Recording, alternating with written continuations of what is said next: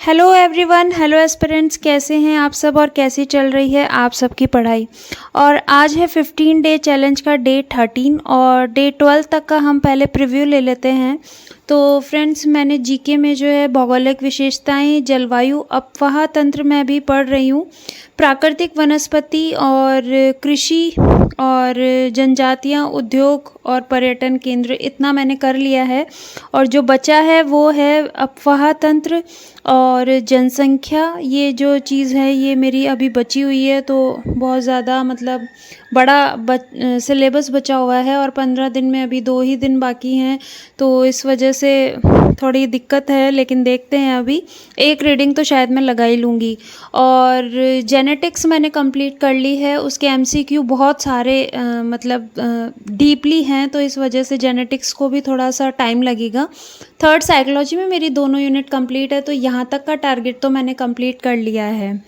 एक फ्रेंड्स, मुझसे किसी ने पूछा था कि जीके जो है वो बहुत हार्ड लगती है और हमें वो लर्न नहीं होती, मतलब वो जल्दी से याद नहीं होती।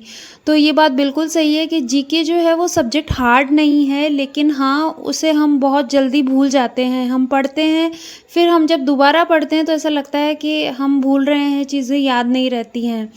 तो उसके लिए मैं कुछ अपनी स्ट्रेटजी बताती हूँ जो मैं फॉलो करती हूँ। आपको अगर सही लगे तो आप बिल्कुल फॉलो करना उसको, और मुझे लगता है एक बार फॉलो करना चाहिए, क्योंकि ये स्ट्रेटजी ज़रूर कारगर साबित होगी आप सबके लिए। तो फ्रेंड्स, मैं सबसे पहले जो है जीके में जो भी आपके पास सोर्स है, चाहे आपके पास बुक है या आपके नोट्स हैं, एक बार उसको रीडिंग कर लीजिए।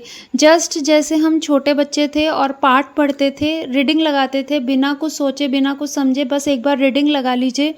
कहीं पे भी समझने की ज़रूरत नहीं है, अटकने की ज़रूरत नहीं है कि ये चीज़ मुझे याद नहीं हो रही। बस एक बार रीडिंग लगा लीजिए, जिससे आपके पास जो चैप्टर में जो भी है, जो भी उस टॉपिक में है, वो एक बार आपकी आँखों से आप निकल जाएगा। और उसको ज़ोर-ज़ोर से पढ़िए, जिससे आपको लगेगा कि हाँ, पूरा चैप्टर एक बार रीड कर लिया है।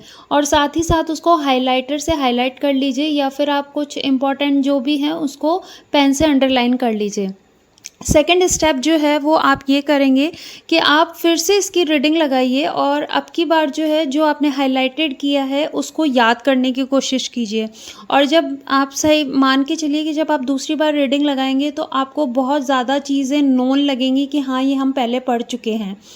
फिर आपको ये थर्ड स्टेप करना है। देखिए, अभी आपकी वैकेंसी में 4-5 महीने बाकी हैं, तो इस वजह से आप ये चीज़ें फॉलो कर सकते हैं और आपको करनी भी चाहिए।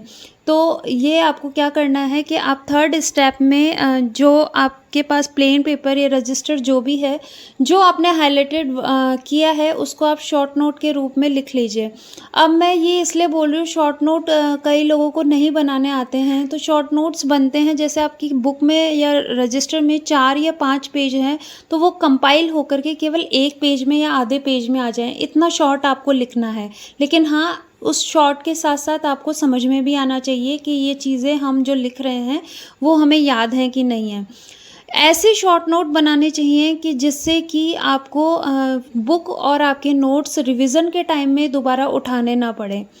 फिर आपका फोर्थ स्टेप होता है एमसीक्यू। एमसीक्यू जब आप निकालेंगे, तो आपने जब इतने 3 स्टेप को अच्छे से फॉलो किया है, तो एमसीक्यू बहुत ईजिली निकलेंगे, आपके कॉन्फिडेंस लेवल बहुत अच्छे से बढ़ जाएगा। आप एमसीक्यू को सबसे पहले भी एक बार देख सकते हैं, पीवाईक्यूज़ को, कि कैसे क्वेश्चंस आए हुए हैं। तो पीवाईक्यूज़ तो बिल्कुल नहीं छोड़ने हैं। और एमसीक्यू की प्रैक्टिस आप जितनी ज़्यादा हो सके, आपके पास जो भी बुक सोर्स हैं, आप ऑनलाइन सोर्स हैं या फिर टेस्ट सीरीज़ है, ऑफलाइन या ऑनलाइन, वो सब ज्वाइन कर लीजिए। क्योंकि पढ़ने के बाद में आपकी जो जो भी आपने पढ़ा है उसकी वैल्यूएशन केवल और केवल एमसीक्यूज़ करते हैं। तो एमसीक्यूज़ को आपको स्किप नहीं करना है। इतना काम करने के बाद ही आप अपना सेकंड टॉपिक उठाइए। अगर आपको ये चीज़ मतलब जीके को अपने टिप्स पे याद करना है, तो आपको ये सब चीज़ें फॉलो करनी पड़ेंगी। नहीं, आप क्या करेंगे कि आपको लगेगा कि आपका सिलेबस कंप्लीट हो गया, आपने रीडिंग कर ली, एमसीक्यूज़ निकाल लिए, सब कर लिया, लेकिन उसके कुछ टाइम बाद में जब आप रिवीज़न करने बैठेंगे तो फिर से बुक उठाएँगे तो आपको ऐसा लगेगा कि आपने कुछ नहीं पढ़ा, क्योंकि वो मोटी बुक या मोटे नोट्स आपको थोड़ा-सा बॉदरेशन कर देते हैं दिमाग में।